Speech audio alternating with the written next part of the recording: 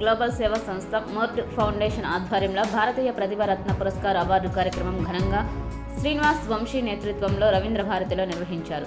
కార్యక్రమంలో పలు స్వచ్ఛంద సేవా సంస్థ ప్రతినిధులకు మరియు మహిళలకు అవార్డులు ఇచ్చి సత్కరించారు. సందర్భంగా నిర్వాహకులు మాట్లాడుతూ ప్రపంచవ్యాప్తంగా ఉన్న మహిళల సహకారం మరియు విజయాలను జరుపుకోవడానికి అంతర్జాతీయ మహిళా దినోత్సవం గొప్ప ప్రాముఖ్యతను కలిగి ఉంది అన్నారు. అదేవిధంగా స్వచ్ఛందంగా సేవ చేస్తున్న వారిని సత్కరించడం చాలా ఆనందంగా ఉందన్నారు.